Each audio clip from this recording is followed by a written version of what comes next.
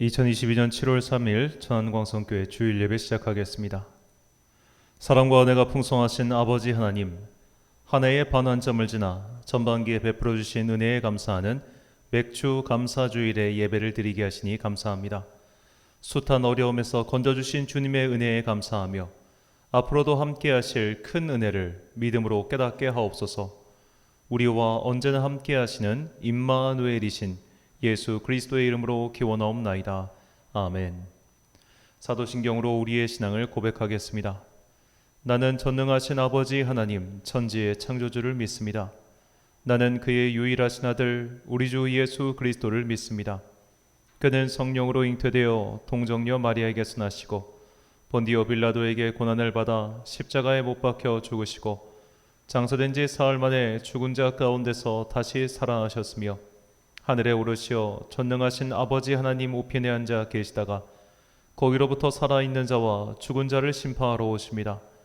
나는 성령을 믿으며 거룩한 공교회와 성도의 교제와 죄를 용서받는 것과 몸의 부활과 영생을 믿습니다. 아멘. 찬송가 35장 찬양하겠습니다.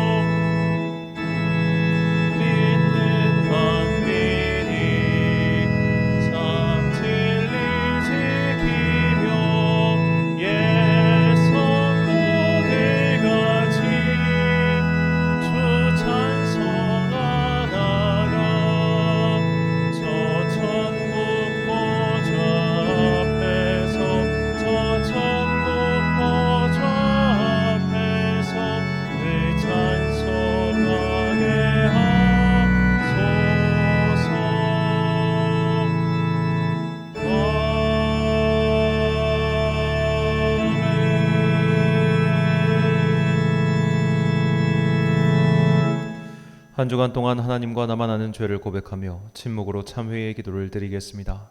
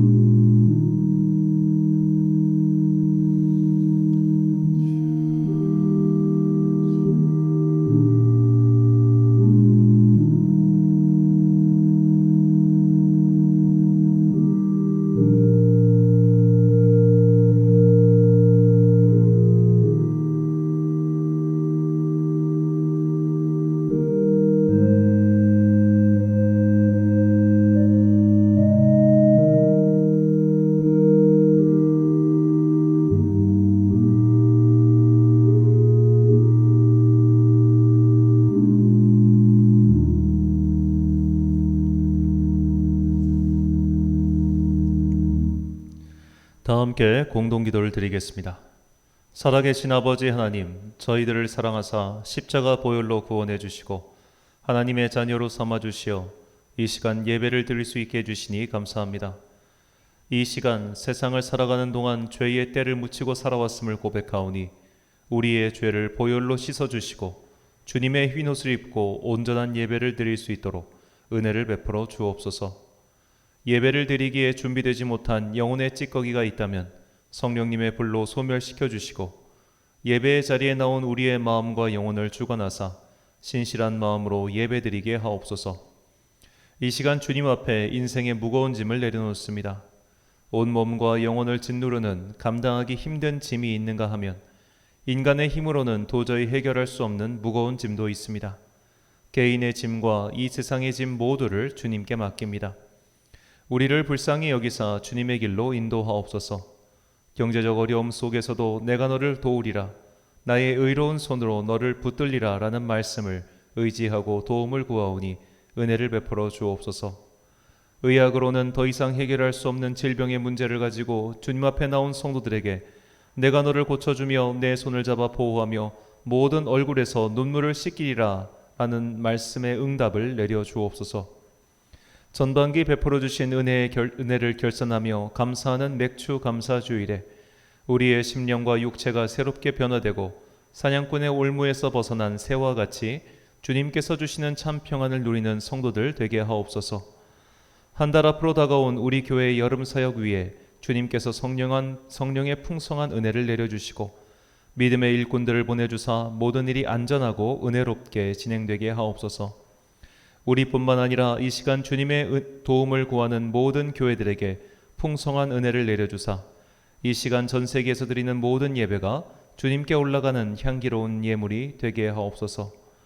이 모든 간구와 함께 주님의 은총과 자비를 구하며 주님께서 가르쳐 주신 기도를 드리오니 하늘에 계신 우리 아버지, 아버지의 이름을 거룩하게 하시며 아버지의 나라가 오게 하시며 아버지의 뜻이 하늘에서와 같이 땅에서도 이루어지게 하소서.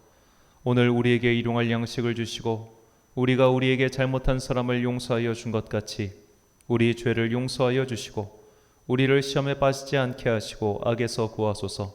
나라와 권능과 영광이 영원히 아버지의 것입니다. 아멘.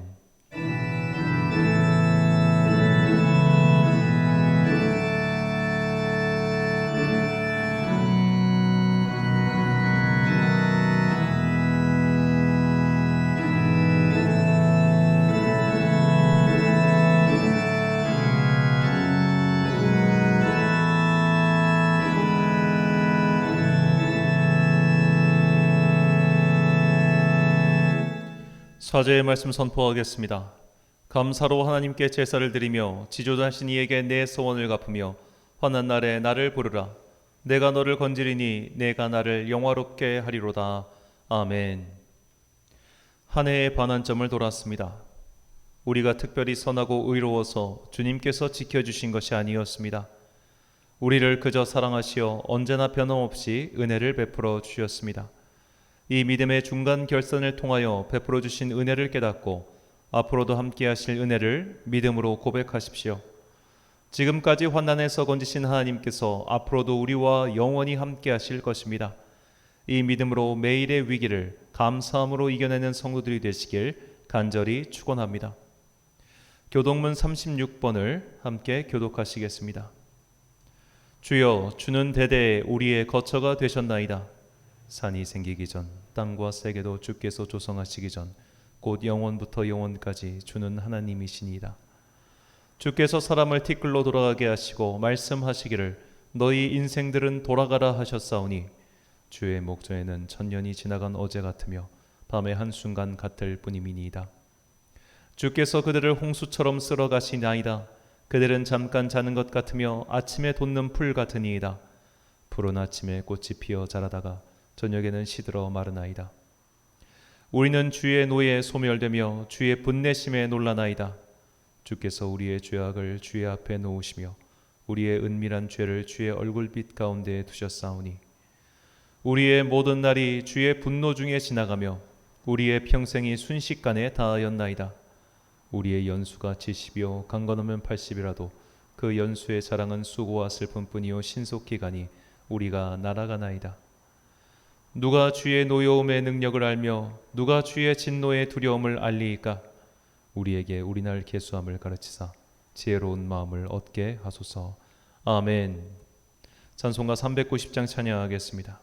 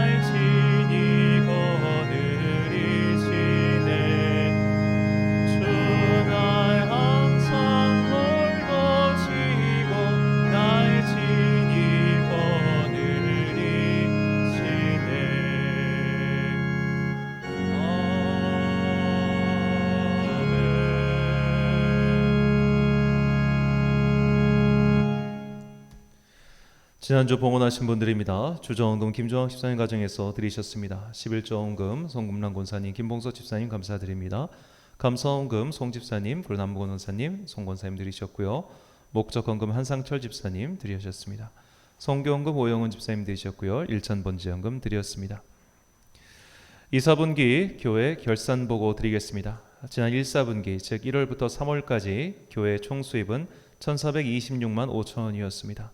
2, 4분기 우리 교회 총수익은 1,615만 2,699원입니다. 이 중 9,699원인가가 이제 이자입니다. 그래서 전반기 총 결산액이 3,041만 7,699원입니다. 이는 우리 교회 올해 예산인 4,300만 원의 70% 대비 수익이 되겠습니다. 전반기 우리 교회 지난 행사 이렇게 했었습니다. 신년맞이 특별 새벽기도 했고요. 전반기 장학금 수여했고 또 전교인 야유회 다녀왔습니다. 고난주간 특별 새벽기도를 했고 또 5월달에 어린이 전도 행사도 이렇게 했습니다. 이제 후반기 교회 행사입니다. 여름 사역인 초막절 축제가 7월 29일부터 30일까지 있고요. 2022년 다니엘 기도회 11월 1일부터 20일까지 있습니다. 성탄절 전독 축제 12월 이제 23일 금요일과 24일 토요일, 현재까지 이제 양일간 진행할까 생각 중인데 이건 또 일정은 좀 바뀌겠지만 전도 축제는 이때 할 거고요. 성탄절이 지나고 나서 송구연신 특별 새벽 기도회 26일부터 또 1월 첫째 주까지 이렇게 진행합니다. 전반기 이제 베풀어 주신 은혜를 생각하니까 참 감격하지 아니할 수가 없는데요. 특별히 이제 우리가 죄송합니다. 특별히 이제 원래 예정이 없었던 이 초막절 축제를 하게 되면서 사실 좀 상당한 예산 대비 지출이 좀 있습니다. 그래서 좀 개인적으로는 좀 걱정을 했는데, 야 진짜 하나님께서는 너희가 전혀 걱정할 것이 없이 이렇게 다 알아서 예산 대비 훨씬 더 많은 예산을 우리에게 주심으로써 이 초막절 축제를 잘 준비할 수 있도록 은혜를 베풀어 주셨습니다. 지난 전반기 동안 또 함께 해주신 많은 성도님들, 또 주님께서 힘을 주셔서 우리 교회와 동역하고 계신 모든 성도님들에게 진심으로 감사의 말씀 드립니다. 지금까지 함께 하신 이 에베네셀의 은혜가 앞으로도 우리와 함께 하실 줄 믿습니다. 이제 월요일 날 지난주 말씀드렸던 것처럼 교회 음향 공사 있습니다. 그동안 좀 음향 문제로 참 안 좋은 음질을 전해드려 참 송구한 마음이 컸는데, 다음 주부터는 조금 더 좋은 음향으로 찾아뵐 수 있을 것 같습니다. 드린 예물 위하여 봉헌 및 목회 기도 드리겠습니다. 사랑과 은혜가 풍성하신 아버지 하나님, 저희는 믿음이 부족하여 항상 염려했습니다. 걱정이 떠나질 않았습니다. 그러나 이렇게 그동안 베푸신 은혜를 점검해 보니 하나님께서는 우리의 상상보다 더 많은 것을 베풀어 주셨으며 우리가 주님의 일을 하기에 부족함이 없도록 채워주셨음을 고백하며 감사드립니다. 지금까지 베풀어 주신 은혜도 감당하지 못할 만큼 크오니 이 고백 위에 교회를 세우시고 우리의 예배를 받아주십시오. 오늘 기쁨과 감사의 예물을 드리는 성도들에게 복을 내려주시고 하늘의 신령한 것과 땅의 충실한 것들로 우리의 삶을 채워주십시오. 이번 여름 사역 위에 은혜를 내려주십시오. 모든 것에 부족함이 없도록 채워주시는 은혜를 경험하게 하시고 믿음의 다음 세대가 일어날 수 있도록 성령님께서 우리를 도와주옵소서. 이제 주님의 말씀을 듣습니다. 이 말씀이 주님께서 보내주시는 은혜의 편지가 되길 소망하오며 예수님의 이름으로 기도드립니다. 아멘.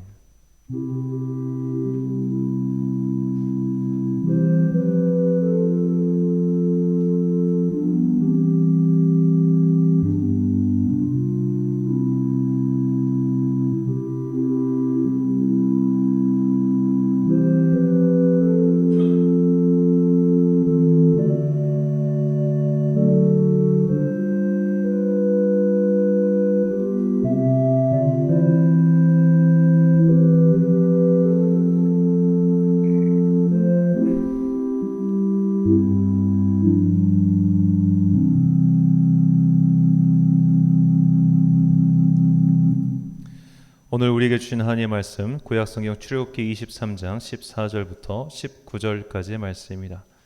출애굽기 23장 14절부터 19절까지의 말씀. 이제 봉독하겠습니다. 하나님의 말씀 경청하십시오. 너는 매년 3번 내게 절기를 지킬지니라. 너는 무교병의 절기를 지키라. 내가 내게 명령한 대로 아비벌의 정한 때에 1해 동안 무교병을 먹을지니 이는 그 달에 내가 애굽에서 나왔음이라. 빈손으로 내 앞에 나오지 말지니라. 맥추절을 지키라. 이는 내가 수고하여 밭에 뿌린 것의 첫 열매를 거둠이니라. 수장절을 지키라. 이는 내가 수고하여 이룬 것을 연말에 밭에서부터 거두어 저장함이니라. 내 모든 남자는 매년 3번씩 주 여호와께 보일지니라. 너는 내 제물의 피를 유교병과 함께 드리지 말며 내 절기 제물의 기름을 아침까지 남겨두지 말지니라. 내 토지에서 처음 거둔 열매의 가장 좋은 것을 가져다가 너의 하나님 여호와의 전에 드릴지니라. 너는 염소 새끼를 그 어미의 젖으로 삼지 말지니라. 아멘. 믿음의 중간결산이란 제목으로 하나님의 말씀 선포하겠습니다. 자, 오늘 이 7월 첫째 주는 한국 교회가 정한 맥추 감사 주일입니다. 맥추란 보리가 익는 계절이라는 뜻입니다. 자, 우리나라는 옛날부터 보리 농사와 쌀 농사를 지었는데 이 보리 농사의 수확철이 6월 말입니다. 그래서 한국 농촌의 절기에 따라 7월 첫째 주일을 맥추 감사주일, 즉 보리를 수확한 것에 대해 감사하는 절기로 지키게 된 것이죠. 이 농촌의 순환에 따라 지은 노래인 농가 월령과의 유월령을 보면 보리 수확에 대한 구절이 있습니다. 봄보리 밀 귀리를 차례로 베어내고 늦은 콩팥 조 기장은 배기 전에 데우드려 지력을 쉬지 말고 극진히 다스리소. 자, 이 성경을 번역하는 과정에서 이 맥추절이라는 단어를 사용해서 우리를 좀 사실은 헷갈리게 하고 있죠. 우리가 꼭 기억해야 될 것 중 하나가 이스라엘은 보리 농사를 하지 않고 밀 농사를 짓습니다. 그러니까 맥추라는 사실은 그 단어 자체가 좋지 않은 번역이라고 할 수 있겠죠. 오늘 본문 16절 상반절 말씀입니다. 맥추절을 지키라. 이는 내가 수고하여 밭에 뿌린 것의 첫 열매를 거둠이니라. 아멘. 자, 이 본문이 말하는 맥추절은 보리를 수확하는 것이 아니라 밭의 첫 열매를 수확하는 때를 뜻합니다. 그래서 이 맥추라고 번역한 히브리어 카치르의 뜻 역시 수확, 추수라는 뜻이지 보리를 뜻하는 맥추와는 완전히 다른 말이죠. 이는 우리말로 번역하면서 최대한 당시 농경사회 문화를 알고 있던 사람들이 잘 이해할 수 있도록 번역했기 때문입니다. 하지만 지금에 와서는 이 번역이 썩 좋지 않은 것이 사실이죠. 앞으로는 이 부분이 개선되었으면 하는 바람입니다. 이 맥추절에 대한 추가 설명이 레위기 23장에 나옵니다. 그래서 이 맥추절을 처음 익은 열매를 드리는 절기, 그래서 초실절이라고도 부릅니다. 초실절이 지나고 두 번째로 곡식을 거두는 절기가 칠칠절입니다. 이는 모두 봄의 절기죠. 그리고 우리로 치면 추석과도 같이 가을에 한 해의 농사의 전체 수확을 감사하는 날이 수장절 또는 초막절입니다. 이 세 가지 절기를 정리하면 다음과 같습니다. 레위기 23장에는 이제 농사와 관련돼서 이제 세 가지 절기가 나오는데요. 맥추절 또는 초실절은 첫 번째 이삭을 드리는 절기로서 첫 번째 달 봄에 있습니다. 칠칠절 또는 오순절이라고 한 날은 이 초실절로부터 50일이 지나 두 번째 수확물을 드리는 때입니다. 그리고 초막절은 한 해의 결실을 드리는 날로서 이제 가을 일곱째 달 중간일에 이렇게 초막절을 지키고 있죠. 우리로 치면은 9월에서 10월경이 되겠습니다. 자, 그런데 이 출애굽기 34장 22절을 보면 이런 말씀이 나옵니다. 칠칠절 곧 맥추의 초실절을 지키고 새말에는 수장절을 지키라. 자, 다시 뒤로 가면 레위기 23장은 초실절과 칠칠절을 따로 지키라고 하는데 출애굽기 34장은 이것을 하나로 묶어놨습니다. 자, 이것은 아마도 하나의 절기였던 초실절이 후대에 두 개의 절기로 나뉜 것을 이제 그리고 추정할 수 있습니다. 그 근거가 신명기 16장 9절과 10절에 나옵니다. 일곱 주를 셀지니 곡식의 낫을 대는 첫날부터 일곱 주를 세어 내 하나님 여호와 앞에 칠칠절을 지키되 내 하나님 여호와께서 내게 복을 주신 대로 내 힘을 헤아려 자원하는 예물을 드리고. 아멘. 자, 여기서 보면 이제 곡식의 낫을 대는 첫날, 이 날이 초실절이고 이것을 7주 동안 지난 이후에 그러니까 첫 번째 수확이 완전히 끝나면 그때 드리는 절기가 칠칠절이라고 볼 수 있습니다. 자, 어떻게 보면 이 한 가지 사건에 대해서 이 시작과 끝을 묶을 수 있는 절기가 이제 초실절과 칠칠절이죠. 그래서 이스라엘 3대 절기를 말할 때 이 맥추절과 칠칠절은 그냥 하나로 묶기도 합니다. 구약 성경 3대 절기가 그래서 다음과 같습니다. 유월절과 초실절 그리고 수장절입니다. 다른 말로는 각각 무교절, 맥추절, 칠칠절 그리고 초막절이라고 부르죠. 유월절은 새해의 첫날로서 이 출애굽한 날을 기념하는 날이며 이 초실절은 첫 번째 수확을 기념하는 날이고 이 수장절, 초막절은 한 해 전체 수확을 감사하는 절기입니다. 자, 이렇게 구약 성경에 나온 절기와 오늘날 맥추 감사절의 의미를 합쳐서 생각하면 이 맥추 감사절의 의미를 중간 결산의 감사라고 할 수 있습니다. 오늘날 기업들도 3개월 단위로 성과를 보고하죠. 이런 중간 결산의 결과를 통해 기업의 다음 행보를 짐작하고 또 투자자들은 투자 여부를 결정합니다. 맥추 감사절의 의미가 이렇습니다. 한 해의 중간에 서서 그동안 베풀어 주신 은혜를 살펴보고 앞으로도 베풀어 주실 은혜를 기대하며 미리 감사하는 날이죠. 이런 관점에서 볼 때 구약 성경에 나온 3대의 절기를 각각 감사의 의미로 해석하면 다음과 같이 볼 수 있습니다.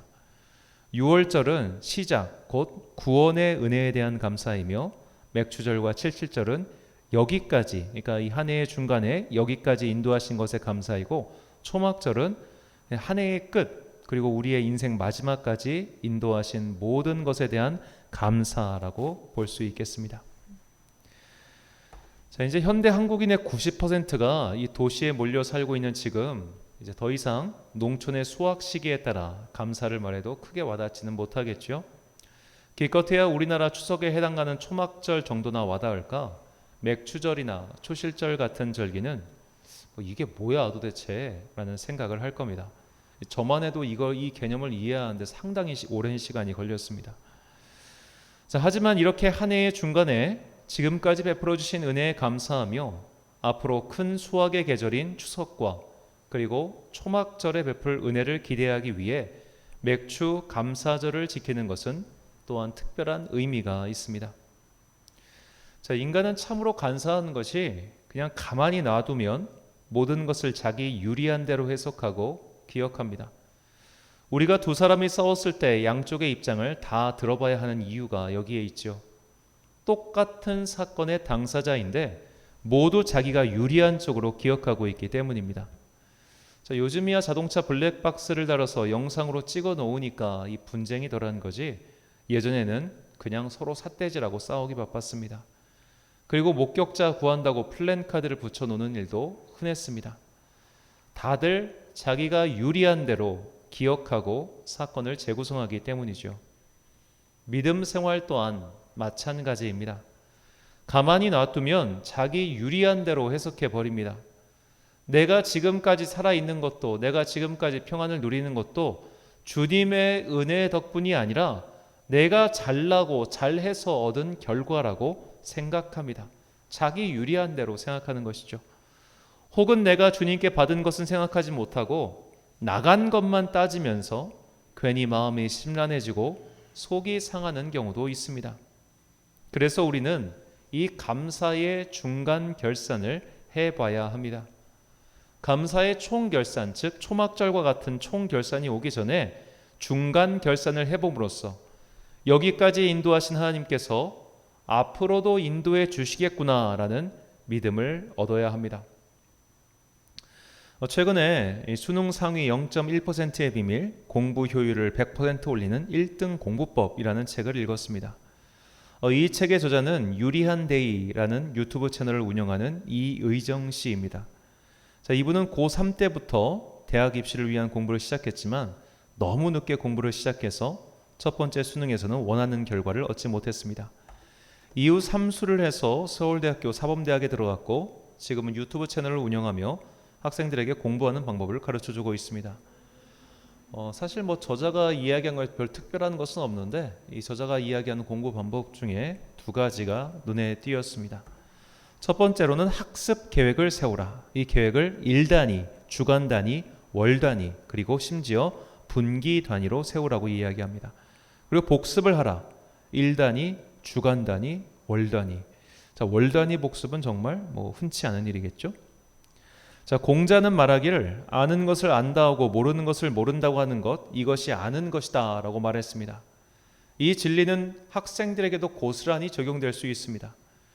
공부를 잘하는 학생과 공부를 못하는 학생의 차이가 무엇일까요? 둘 다 똑같이 모르는 것이 있습니다. 그런데 공부를 잘하는 학생은 내가 무엇을 모르는지 압니다. 근데 공부를 못하는 학생은 내가 무엇을 모르는지도 몰라요. 그래가지고 내가 모르는 것을 그냥 모르는 채 넘어가고 내가 아는 것도 제대로 알지도 못하고 넘어가는 경우가 참 많죠. 공부를 잘하는 학생은 내가 무엇을 알고 무엇을 모르는지 알기에 내가 모르는 것을 앞으로 공부하기 위해서 계획을 세울 수 있는 겁니다. 그러니까 학습 계획을 세울 수 있다는 것 자체가 그가 공부를 잘한다는 증거이기도 해요. 이 계획을 세우는 것은 사실 아무나 할 수 있는 것이 아니죠. 그런데 내가 무엇을 알고 무엇을 모르는지 알기 위해서는 복습을 해야 합니다.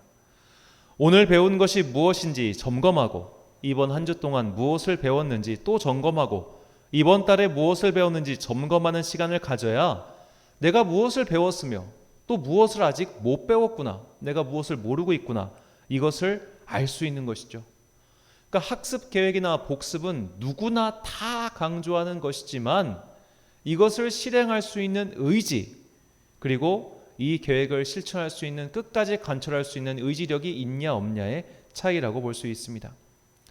재수나 삼수를 한다고 해서 반드시 이전보다 성적이 오르거나 좋은 대학에 들어가는 것은 아니죠. 오히려 전체 확률로 보면 재수하거나 삼수를 하면 그 확률이 더 떨어집니다. 왜냐하면 이제 학교라는 울타리를 벗어나면 더 이상 강압적으로 통제하는 기관이 없어지기에 유혹에 더욱더 쉽게 노출되는 것이죠. 대학교 다니는 친구들한테서 연락 오고 성인이 된 학원 친구들이 오늘 하루 공부는 제끼자라고 이렇게 이해하면 자꾸만 그렇게 유혹에 넘어가서 결국 이전보다 더 성적이 떨어지는 사람이 훨씬 많습니다. 뜻을 세우는 것은 누구나 할 수 있습니다. 그러나 이 뜻이 작심삼일이 되지 않기 위해서는 꾸준한 노력과 의지가 필요하죠. 자, 신앙생활 또한 마찬가지입니다. 인간은 참으로 약합니다.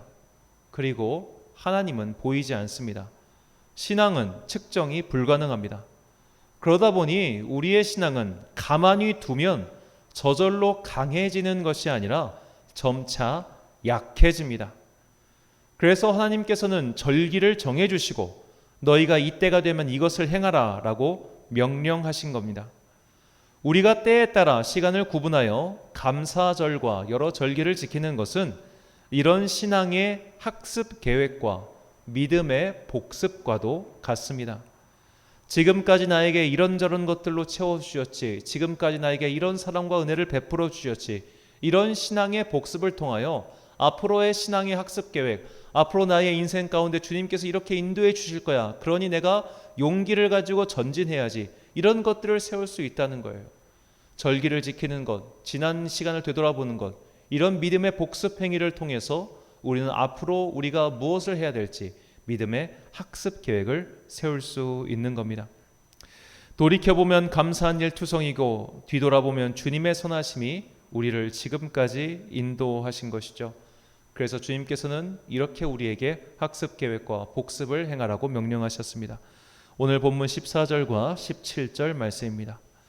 너는 매년 3번 내게 절기를 지킬지니라. 내 모든 남자는 매년 3번씩 주 여호와께 보일지니라. 아멘.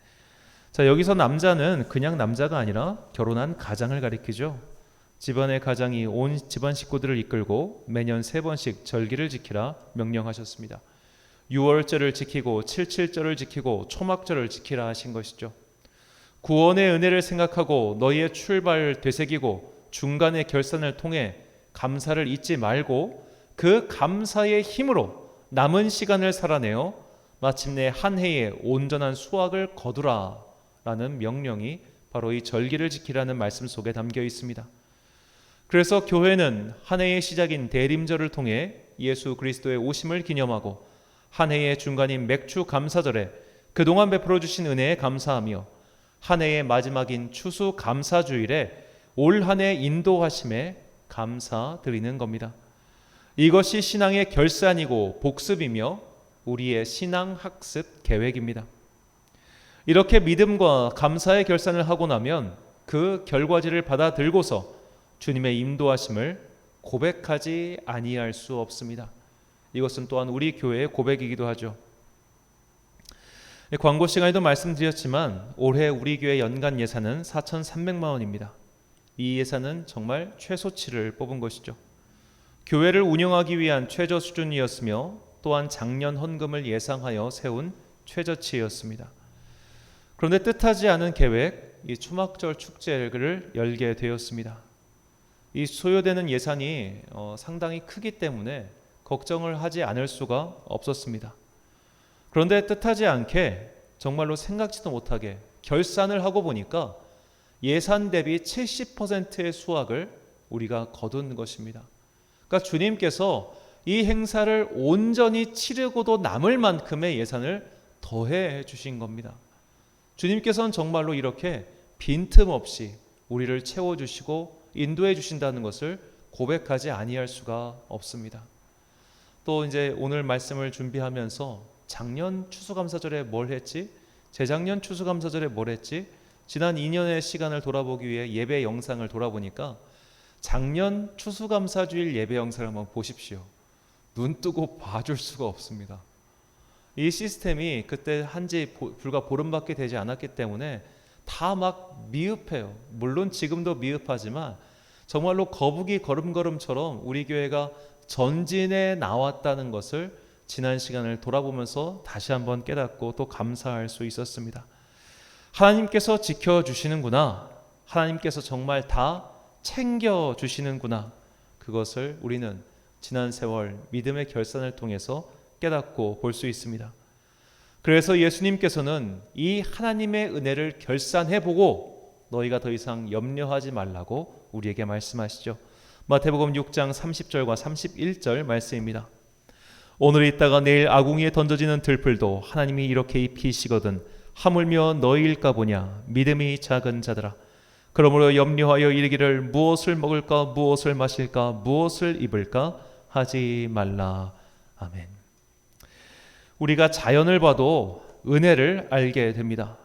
우리의 삶을 돌아봐도 은혜와 보살핌을 알 수 있습니다. 지금까지 인도하신 에베네셀의 은혜가 앞으로도 함께 하실 임마누엘이 된다는 것을 우리가 결산을 해보면 모를 수가 없습니다. 그러니 기록하고 세어보고 복습해보라는 겁니다. 뒤를 돌아보면 다 알 수 있는데 복습하지 않고 세어보지 않으니 계속 염려하고 근심하고 걱정만 하는 것이죠. 우리가 중간에 결산을 하고 이 감사를 세어보는 이유는 앞으로 일어날 일들에 대해 근심하지 않기 위해서입니다. 초실절의 은혜를 세어보고 초막절의 은혜를 기대하며 달려가는 것이죠.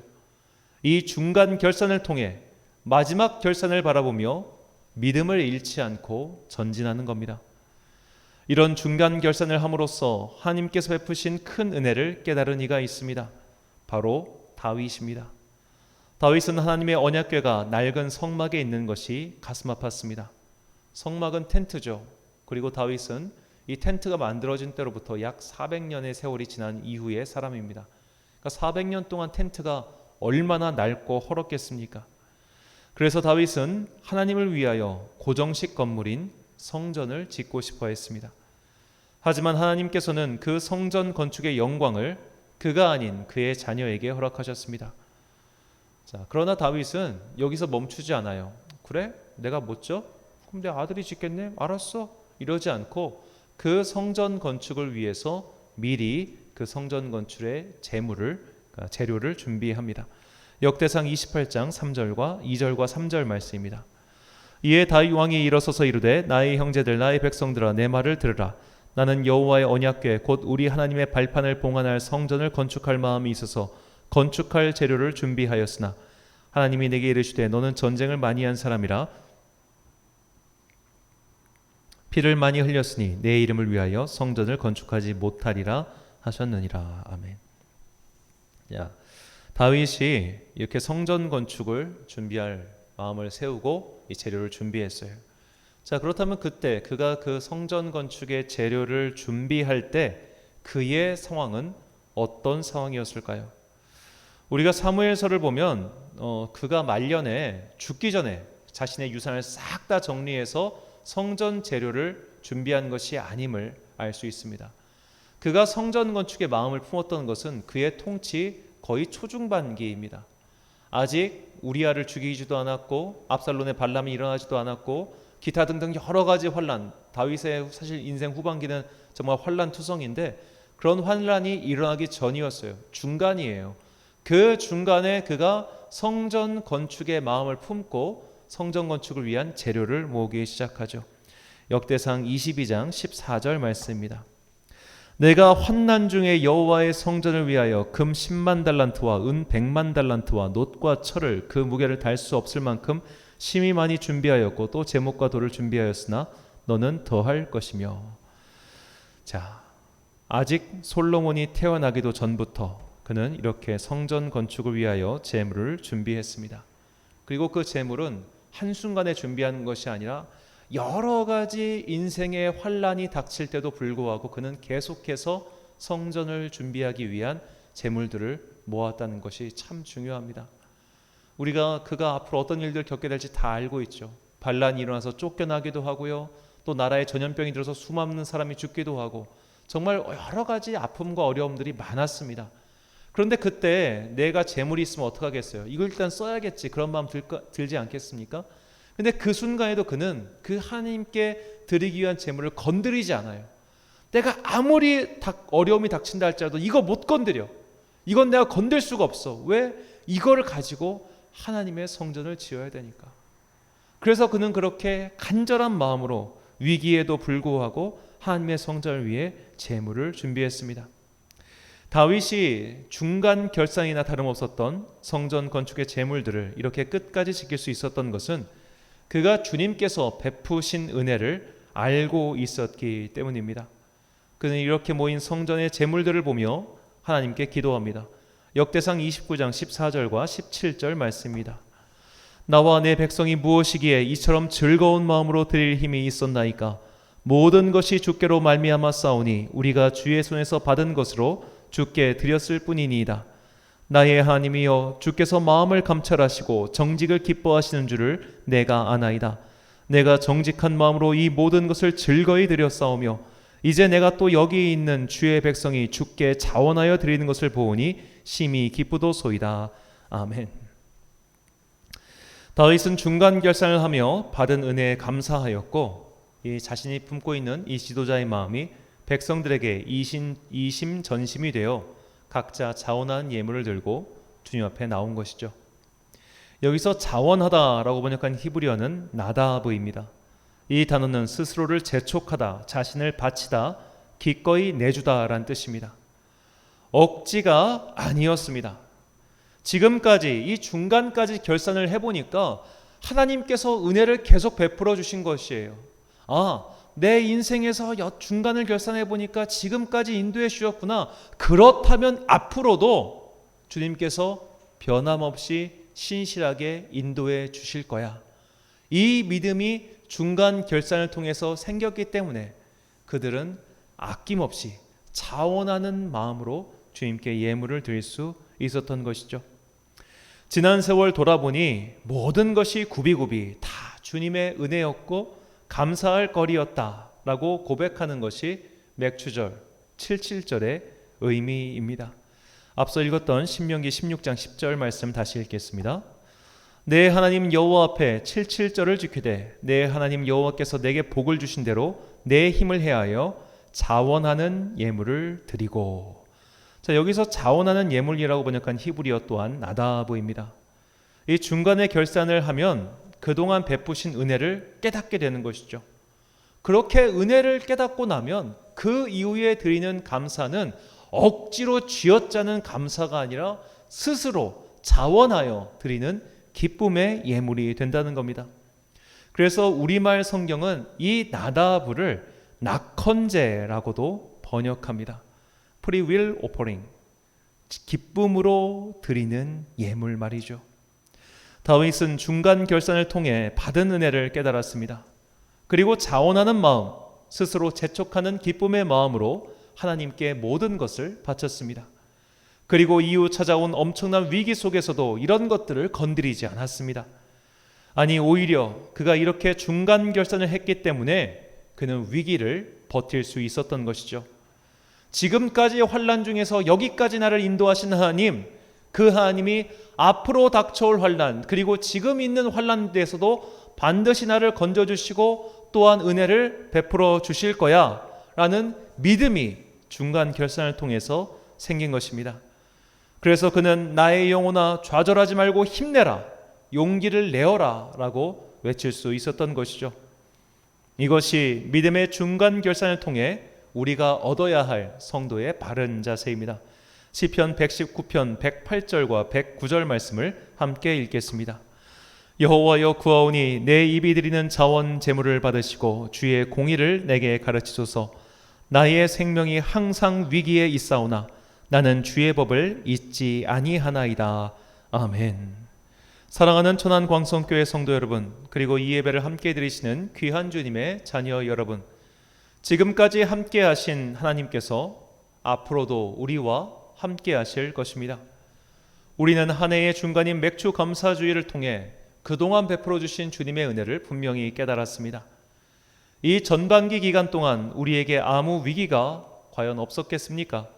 위기가 많았습니다. 하지만 지금도 이렇게 우리는 살아 있습니다. 또 지금까지 살아오는 세월 동안 위기가 없었습니까? 엄청난 위기와 절망의 순간에도 불구하고 우리는 지금까지 살아 있습니다. 우리가 이렇게 항상 위기에 있었지만 또한 그 위기 가운데 언제나 은혜를 베푸신 예수님의 은혜를 믿고 앞으로 닥쳐올 위기 속에서도 우리를 버리지 않으실 그 주님에 대한 소망과 믿음을 우리는 이 시간 깨닫고 또한 가져야 합니다. 꼭 기억하십시오. 위기가 없어서 감사하는 것이 아니라 항상 위기가 있음에도 지금까지 건져주신 하나님께서 앞으로 발생할 모든 위기 중에서도 함께 해주실 거야. 이것을 깨닫고 감사의 고백을 드리는 것이 우리가 들어야 할 낙헌제 그리고 자원 예배입니다.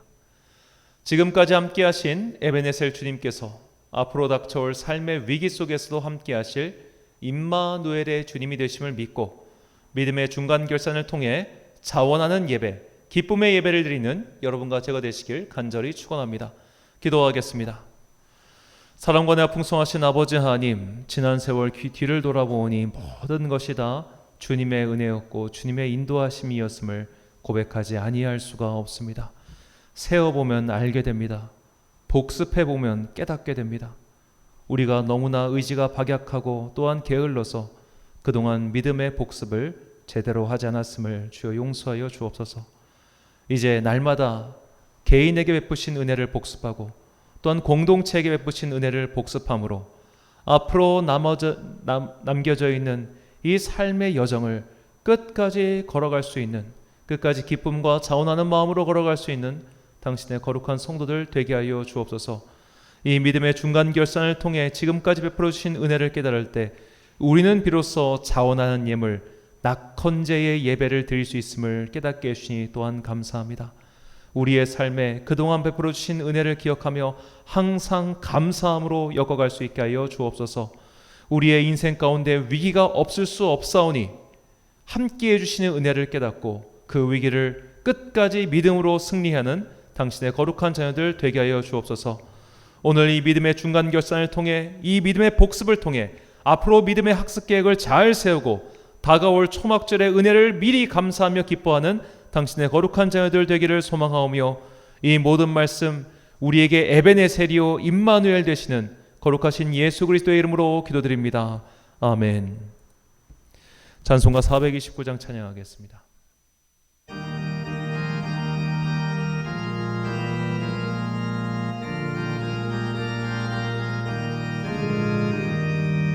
세상 모든 풍파 너를 흔들어 약한 마음 낙심하게 될 때에 내려주신 주의 복을 세워라.